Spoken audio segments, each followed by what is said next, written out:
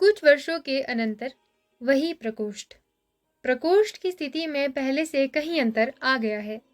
लिपाई कई स्थानों से उखड़ रही है। गेरू से बने स्वास्तिक, शंख, कमल अब बुझे बुझे से हैं। चूल्हे के पास पहले से भी कम बर्तन हैं। कुंभ केवल 2 हैं और उन पर ऊपर तक काई जम गई है। आसन पर कुछ भोजपत्र बिखरे हैं, कुछ एक रेशमी वस्त्र बिखरे हैं। आसन के निकट एक टूटा मोड़ा है जिस पर भोजपत्र सी कर बनाया गया एक ग्रंथ रखा है। चूल्हे के निकट कोने में रस्सी बंधी है जिस पर कुछ वस्त्र को सूखने के लिए फैलाए गए हैं। अधिकांश वस्त्र फटे हैं और उन पर जगह जगह टांकियां लगी हैं। एक टूटा मोढ़ा ड्योढ़ी के द्वार के पास रखा है। चौकी एक ही है जिस पर मल्लिका बैठी खरल में औषध पीस रही है। अंदर बिछे तल्प का कोना उसी तरह दिखाई देता है। अंबिका तल्प पर लेटी है। बीच बीच में वो करवट बदल लेती है। निक्षेप बाहर से आता है। मल्लिका अपना अंशुक ठीक करती है। निक्षेप, अब कैसा है अंबिका का स्वास्थ्य? मल्लिका, वैसे ही, ज्वर आते हैं अभी। निक्षेप, पहले से कुछ भी अंतर नहीं पड़ा? मल्लिका, लगता तो नहीं। निक्षेप, 2 वर्ष से निरंतर एक सा ज्वर। मल्लिका ठंडी सांस भरकर पीसी हुई औषध पत्थर से कटोरे में डालने लगती है। निक्षेप मोड़ा खींचकर उसके पास आ बैठता है। वास्तव में अंबिका बहुत चिंता करती है। मल्लिका, औषध भी तो ठीक से नहीं खाती। औषध में दूध शहद मिलाकर हिलाने लगती है। निक्षेप अपनी उंगलियां उलझाए हुए उसे देखता रहता है। निक्षेप, और तुम्हारा स्वास्थ्य कैसा है? मल्लिका, ठीक है। निक्षेप, दुबली होती जा रही हो। बहुत दिनों से राजधानी की ओर से कोई व्यक्ति नहीं आया। मल्लिका आंखें बचाती हुई अधिक व्यस्त भाव से औषध हिलाती रहती है। कभी कभी सोचता हूं एक बार उज्जैनी जाकर उनसे मिल लाऊं। मल्लिका, क्यों? निक्षेप, कई बातें करना चाहता हूं। कई बार लगता है कि दोष मेरा ही है। मल्लिका गंभीर भाव से उसकी ओर देखती है। मल्लिका, किस बात का? निक्षेप लंबी सांस लेता है। बात तुम जानती हो। मैंने आशा नहीं की थी कि उज्जैनी जाकर कालिदास वहां के हो जाएंगे। मल्लिका, और मुझे प्रसन्नता है कि वे वहां रहकर इतने व्यस्त हैं। यहाँ उन्होंने केवल ऋतुसंहार की रचना की थी। वहां उन्होंने कई नए काव्यों की रचना की है। 2 वर्ष पहले उज्जैनी से जो व्यवसायी आए थे उन्होंने मुझे कुमार संभव और मेघदूत की प्रतियां ला कर दी थी। बता रहे थे उनके एक और बड़े काव्य की बहुत चर्चा है, परंतु उसकी प्रति उन्हें मिल नहीं पाई। निक्षेप, यूं तो सुना है उन्होंने कुछ नाटकों की भी रचना की है जो उज्जैनी की रंगशालाओं में खेले गए हैं। फिर भी। मल्लिका, फिर भी क्या? निक्षेप, मुझे कहते दुख होता है। उन्हीं व्यवसायियों के मुंह से और भी तो कई बातें सुनी थी। मल्लिका, व्यक्ति उन्नति करता है तो उसके नाम के साथ कई अपवाद जुड़ने लगते हैं। निक्षेप, मैं अपवाद की बात नहीं कर रहा।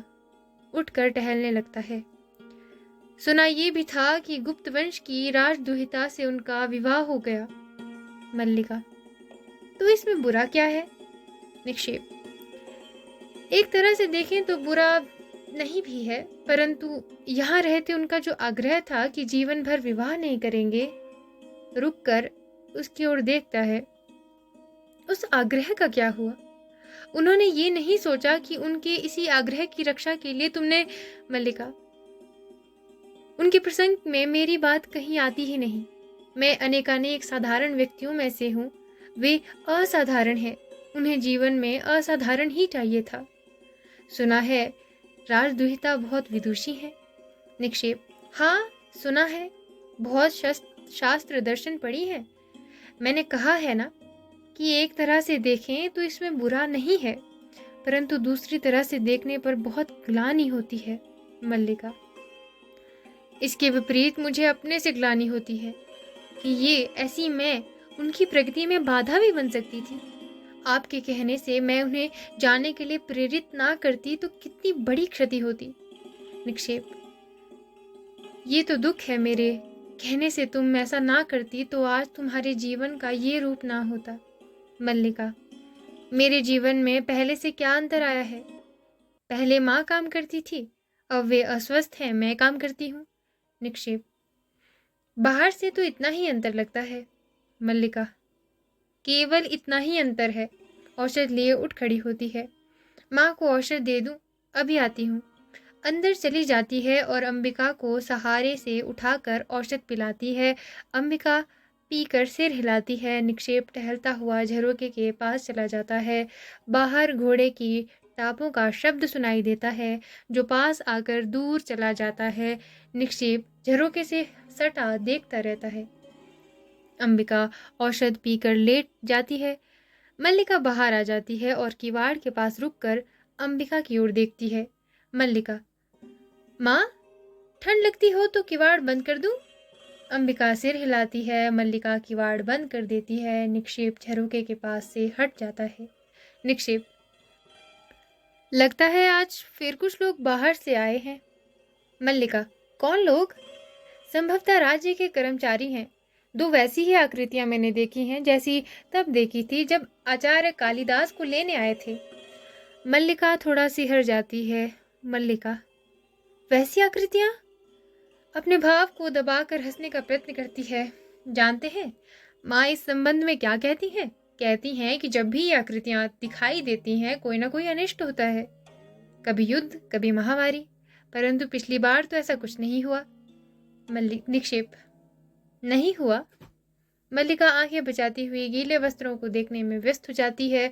मल्लिका, क्या हुआ? और जो हुआ वो अच्छा ही तो था। दो एक वस्त्रों को उतार कर फिर रस्सी पर फैला देती है। हवा में आजकल इतनी नमी रहती है कि वस्त्र घंटों घंटों नहीं सूखते। फिर टापों का शब्द सुनाई देता है। फिर झरोके के पास निक्षेप चला जाता है। सहसा उसके मुंह से आश्चर्य की ध्वनि निकल पड़ती है। निक्षेप, है? नहीं, परंतु नहीं, कैसे? टापू का शब्द दूर चला जाता है। निक्षेप उत्तेजित सा झरोके के पास से हटकर आता है। मल्लिका, सहसा उत्तेजित क्यों हो उठे आ रहे निक्षेप? निक्षेप, मैंने अभी एक और आकृति को घोड़े पर जाते देखा है। मल्लिका, तो क्या हुआ? आपको भी माँ की तरह अनिष्ट की आशंका हो रही है?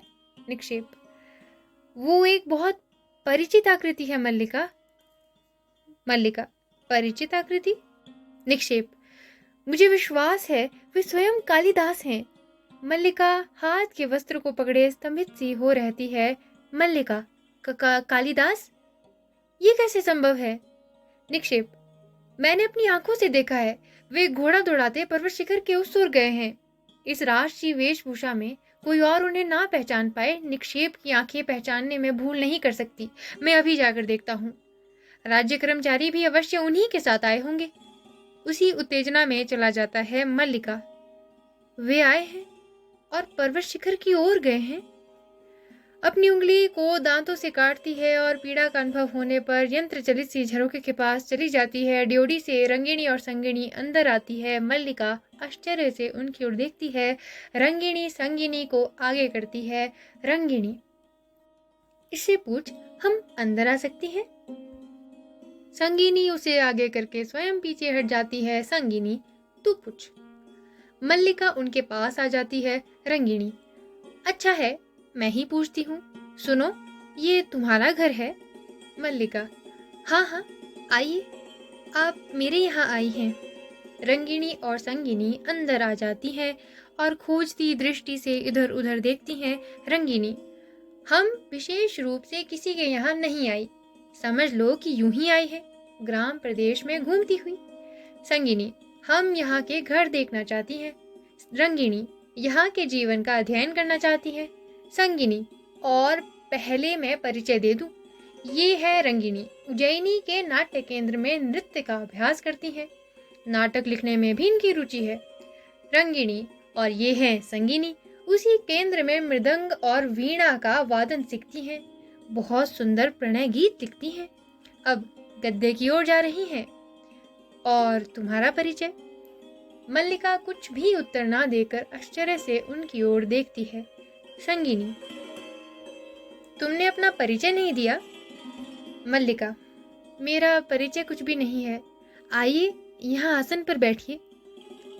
संगिनी, हम बैठने नहीं आई, हम अध्ययन करने के लिए आए हैं। इस स्थान को आप लोग क्या कहते हैं? मल्लिका, किस स्थान को? रंगिनी, इसका अभिप्राय है कि सारे स्थान को, जहाँ इस समय हम हैं, उज्जैनी में हम इसे प्रकोष्ठ कहते हैं। यहाँ तुम लोग क्या कहते हो? मल्लिका, प्रकोष्ठ। रंगिणी, प्रकोष्ठ को तुम लोग भी प्रकोष्ठ कहते हो? और कुंभों के निकट जाकर एक कुंभ को छू लेती है, इसे? मल्लिका, कुंभ। रंगिणी, कुंभ? प्रकोष्ठ को प्रकोष्ठ, कुंभ को कुंभ। निराशा से कंधे हिलाती है। संगिनी, देखो, यहाँ के कुछ स्थानीय शब्द नहीं है? मल्लिका हतप्रभ सी उनकी ओर देखती रहती है। मल्लिका, स्थानीय शब्द? संगिनी, हाँ, आंचलिक शब्द। जैसे पतंजलि ने लिखा है ना कि यद्वा को लोग यरवा बोलते हैं, तद्वा को लोग तरवा बोलते हैं, यर्वाण सर्वाणः ऋषियो बभुवः। मल्लिका, मुझे इतना ज्ञान नहीं है। संगिनी कुछ और निराश सी आसन पर बैठ जाती है। रंगिणी घूमकर प्रकोष्ठ की एक एक वस्तु का निरीक्षण करती है। मल्लिका संगिनी के पास चली जाती है। संगिनी, देखो, हम कुछ ऐसी बातें जानना चाहती हैं जिनका संबंध यहाँ के और केवल यहाँ के जीवन से हो।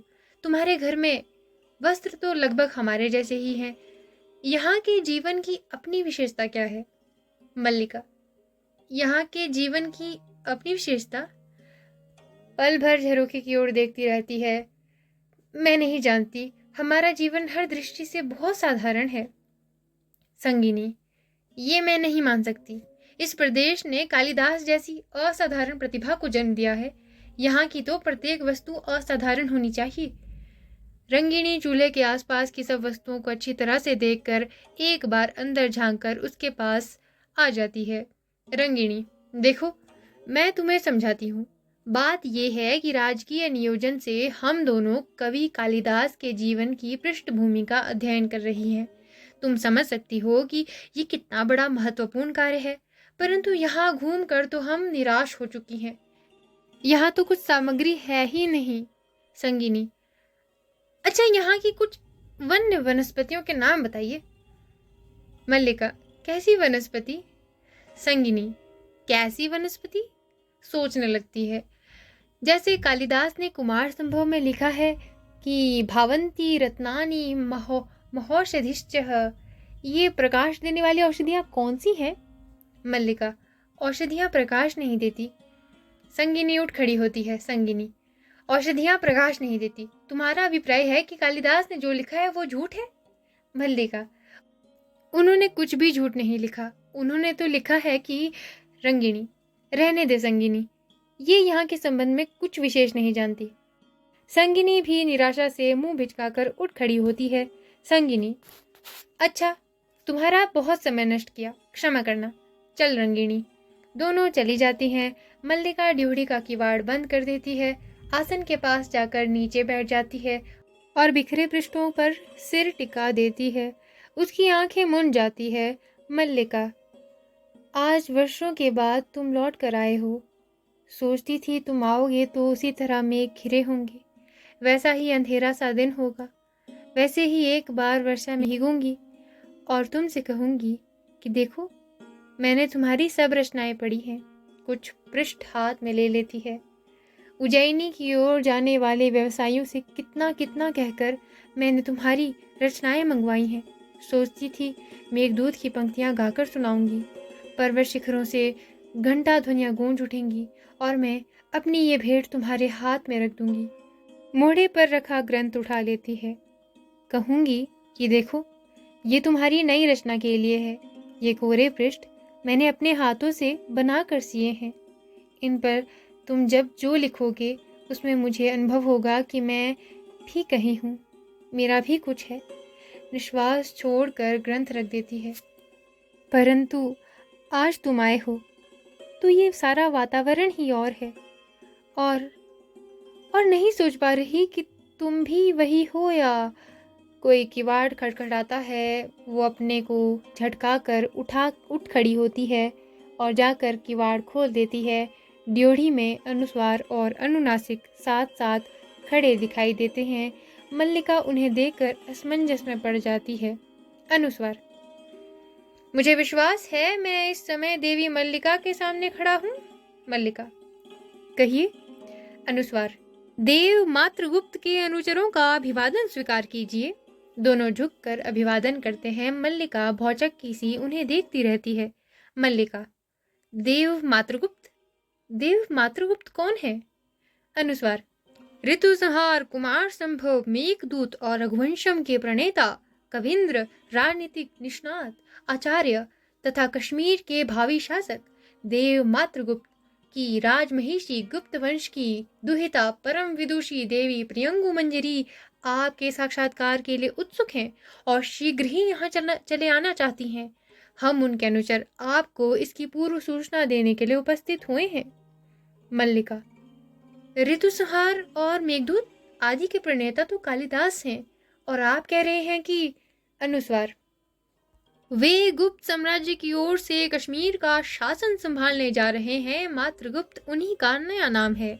मल्लिका: वे कश्मीर का शासन संभालने जा रहे हैं और उनकी राजमहिषी मुझसे मिलने के लिए आ रही हैं। अनुस्वार: मुझे विश्वास है कि इस गौरवपूर्ण अवसर पर आप अपने उपवेश गृह के वस्तु विन्यास में कुछ परिवर्तन अवश्य समझेंगी। इसे आपका आदेश समझते हुए हम ये कार्य अभी अपने हाथों से संपन्न किए देते हैं। आओ अनुनासिक। दोनों प्रकोष्ठ में आकर निरीक्षण करने की दृष्टि से सब वस्तुओं को देखने लगते हैं। मल्लिका एक ओर हट जाती है। अनुनासिक आसन के पास चला जाता है। अनुनासिक: मैं समझता हूँ यह आसन द्वार के निकट होना चाहिए। अनुस्वार: देवी द्वार से प्रवेश करेंगी और यह आसन द्वार के निकट होगा। अनुनासिक: उस स्थिति में इसकी वर्तमान स्थिति से 7 अंगुल दक्षिण की ओर हटा देना चाहिए। अनुस्वार: दक्षिण की ओर? नकारात्मक भाव से सिर हिलाता है। मैं समझता हूँ इस स्थिति में 5 अंगुल उत्तर की ओर होना चाहिए। गवाक्ष से सूर्य की किरणें सीधी इस पर पड़ती हैं। अनुनासिक: मैं तुमसे सहमत नहीं हूँ। अनुस्वार: मैं तुमसे सहमत नहीं हूँ। अनुनासिक: तो? अनुस्वार: तो विवादास्पद विषय होने से आसन को यहीं रहने दिया जाए। अनुनासिक: अच्छी बात है, इसे यहीं रहने दिया जाए। और ये कुंभ के पास चला जाता है। अनुस्वार: मैं समझता हूँ एक कुंभ एक कोने में और दूसरा कुंभ दूसरे कोने में होना चाहिए। अनुनासिक: पर मैं समझता हूँ कि कुंभ यहाँ होना ही नहीं चाहिए। अनुस्वार: क्यों? अनुनासिक: क्यों का कोई उत्तर नहीं। अनुस्वार: मैं तुमसे सहमत नहीं हूँ। अनुनासिक: मैं तुमसे सहमत नहीं हूँ। अनुस्वार: तो? अनुनासिक: तो कुंभों को यहीं रहने दिया जाए। दोनों उधर जाते हैं जिधर रस्सी पर वस्त्र सूखने के लिए फैलाए गए हैं। मल्लिका आसन के पास जाकर बिखरे पन्नों को समेटती है और उन्हें मोढ़े पर रखकर चुपचाप अंदर चली जाती है। अनुस्वार गीले वस्त्रों को छूता है। अनुस्वार: ये वस्त्र... अनुनासिक: वस्त्र भी गीले हैं, इसीलिए इन्हें नहीं हटाना चाहिए। अनुस्वार: क्यों? अनुनासिक: शास्त्रीय प्रमाण ऐसा है। अनुस्वार: कौन सा प्रमाण है? अनुनासिक: ये तो मुझे याद नहीं। अनुस्वार: ये याद है कि प्रमाण है। अनुनासिक: हाँ। अनुस्वार: तो? अनुनासिक: तो संदिग्ध विषय है। अनुस्वार: हाँ, तब तो अवश्य संदिग्ध विषय है। अनुनासिक: संदिग्ध विषय होने के कारण वस्त्रों को भी यहीं रहने दिया जाए। अनुस्वार: अच्छी बात है, वस्त्रों को भी रहने दिया जाए। अनुनासिक: परंतु ये चूल्हा अवश्य यहाँ से हटा देना चाहिए। अनुस्वार: चूल्हा हटाने का अर्थ होगा आसपास की सब वस्तुओं को हटाना चाहिए। इसके लिए बहुत समय चाहिए। अनुनासिक: समय के अतिरिक्त बहुत धैर्य चाहिए। अनुस्वार: धैर्य के अतिरिक्त बहुत परिश्रम चाहिए। अनुनासिक: मैं समझता हूँ कि भाजनों को हाथ लगाना हमारी स्थिति के अनुकूल नहीं है। अनुस्वार: मैं भी यही समझता हूँ। अनुनासिक: तो इस बात में हम दोनों सहमत हैं कि चूल्हे को न हटाया जाए। अनुस्वार: मैं समझता हूँ हम दोनों सहमत हैं। अनुनासिक चारों ओर देखता है। अनुनासिक: और तो कुछ शेष नहीं। अनुस्वार भी चारों ओर देखता है। अनुस्वार, मेरे विचार से कुछ भी शेष नहीं। अनुनासिक, नहीं, अभी शेष है। अनुस्वार, क्या? अनुनासिक, ये चौकी यहाँ रास्ते में पड़ी है, इसे यहाँ से हटा देना चाहिए। अनुस्वार, मैं इससे सहमत हूँ। अनुनासिक, तो? अनुस्वार, तो? अनुनासिक, तो इसे हटा देना चाहिए। अनुस्वार, हाँ, अवश्य हटा देना चाहिए। अनुनासिक, तो? अनुस्वार, तो? अनुनासिक, हटा दो। अनुस्वार, मैं? अनुनासिक, हाँ। अनुस्वार, तुम नहीं? अनुनासिक, नहीं। अनुस्वार, क्यों? अनुनासिक, क्यों का कोई उत्तर नहीं। अनुस्वार, फिर भी। अनुनासिक, पहले मैंने तुमसे कहा है। अनुस्वार, परंतु चौकी पहले मैंने देखी है। अनुनासिक, तो? अनुस्वार, तो? अनुनासिक, हटा दो। अनुस्वार, तुम हटा दो। अनुनासिक, तो रहने दो। अनुस्वार, रहने दो। अनुनासिक, अब? अनुस्वार, हाँ, अब। अनुनासिक, चारों ओर एक दृष्टि डाल लें। अनुस्वार, हाँ, चारों ओर एक और दृष्टि डाल लें। मातुल उत्तेजित सा बाहर से आता है। मातुल, अधिकारी वर्ग, आपका कार्य पूरा हो गया। अनुनासिक, क्यों अनुस्वार? अनुस्वार, हाँ, पूरा हो गया। हो गया ना, क्यों अनुनासिक? अनुनासिक, हाँ, हो गया, केवल एक दृष्टि डालना शेष है। अनुस्वार, हाँ, केवल एक दृष्टि डालना शेष है। मातुल, तो वह दृष्टि अब रहने दीजिए। देवी प्रियंगु मंजरी आ पहुंची हैं। अनुनासिक, देवी बाहर पहुंच गई? तो चलो अनुस्वार। अनुस्वार, चलो। दोनों साथ साथ बाहर चले जाते हैं।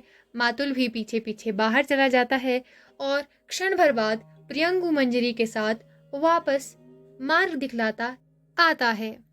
मातुल, वो सारे प्रदेश की सबसे सुशील, सबसे विनीत और सबसे भोली लड़की है।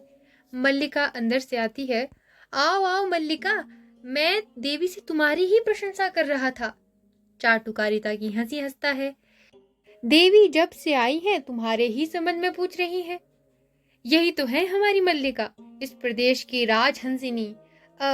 मल्लिका, देवी के लिए कौन सा आसन निश्चित किया गया है? मल्लिका प्रियंगु मंजरी का अभिवादन करती है। प्रियंगु मंजरी मुस्कुराकर अभिवादन स्वीकृत करती है। प्रियंगु मंजरी, आर्य मातुल, आप अब जाकर विश्राम करें। अनुचर मेरे लौटने तक बाहर प्रतीक्षा करेंगे। मातुल, परंतु वो आपके लिए आसन? प्रियंगु, उसकी चिंता ना करें, मुझे असुविधा नहीं होगी। मातुल, असुविधा तो होगी, आप असुविधा की को सुविधा ना माने ये दूसरी बात है, और वास्तव में कुलीनता इसी को कहते हैं। बड़े कुल की विशेषता यही होती है कि प्रियंगु, आप विश्राम करें, मैंने पहले ही आपको बहुत थकाया है। मातुल, मुझे थकाया है आपने? आपके कारण मैं थकूंगा? मुझे आप दिन भर पर्वत शिखर में, खाई में और खाई से पर्वत शिखर पर जाने को कहती रहें, मैं तब भी नहीं थकूंगा। मातुल का शरीर लोहे का बना है, लोहे का। आत्मश्लाघा नहीं करता, परंतु हमारे वंश में केवल प्रतिभा ही नहीं, शारीरिक शक्ति भी बहुत है। मैं पशुओं के पीछे दिन में 10-10 योजन घूमा हूँ। मैं कहता हूँ संसार में सबसे कठिन काम कोई है तो पशुपालन का। एक भी पशु मार्ग से भटक जाए तो प्रियंगु, देखिए, आज भी आपके पशु भटक गए होंगे, जाकर एक बार उन्हें देख लीजिए। मातुल, अब मैं पशु को देखता हूँ? गुप्त वंश के साथ संबंध और पशुओं की देखरेख? मैंने तो अपने सब पशु वर्षों पहले ही बेच दिए, और सच कहूँ तो उसमें भी मुझे लाभ ही रहा, क्योंकि प्रियंगु की दृष्टि मल्लिका से मिल जाती है और वो बढ़कर मल्लिका के हाथ अपने हाथ में ले लेती है। प्रियंगु सचमुच वैसी ही हो जैसी मैंने कल्पना की थी। मल्लिका कुछ अव्यवस्थित सी होकर उसे देखती रहती है। मातुल, क्योंकि अच्छा, तो मुझे अनुमति दीजिए, घर में कई कुछ बिखरा हुआ पड़ा है, कई तरह की व्यवस्था करनी है, तो अनुचर आपकी प्रतीक्षा करेंगे। मैं फिर मेरे लिए कोई आदेश हो तो कहला दीजिएगा। मल्लिका, देवी के बैठने की कुछ व्यवस्था कर दो, नहीं तो ये ऐसे ही खड़ी रहेंगी। अच्छा, मैं चल रहा हूँ, कोई आदेश हो तो कहला दीजिएगा। प्रियंगु, आप चलें, यहाँ के लिए चिंता करने की आवश्यकता नहीं। मातुल, अच्छा अच्छा, चल देता है, मुझे चिंता करने की आवश्यकता क्या है? चिंता करने के लिए यहाँ मल्लिका है, अंबिका है, फिर भी कोई काम हो तो कहला दीजिएगा। चला जाता है। प्रियंगु मंजरी क्षण भर मल्लिका को देखती रहती है, फिर उसकी ठोड़ी पर हाथ रखकर छू लेती है। प्रियंगु, सचमुच बहुत सुंदर हो। जानती हो, अपरिचित होते हुए भी तुम मुझे अपरिचित नहीं लग रही। मल्लिका, आप बैठ जाइए ना। प्रियंगु, नहीं, बैठना नहीं चाहती, तुम्हें और तुम्हारे घर को देखना चाहती हूँ।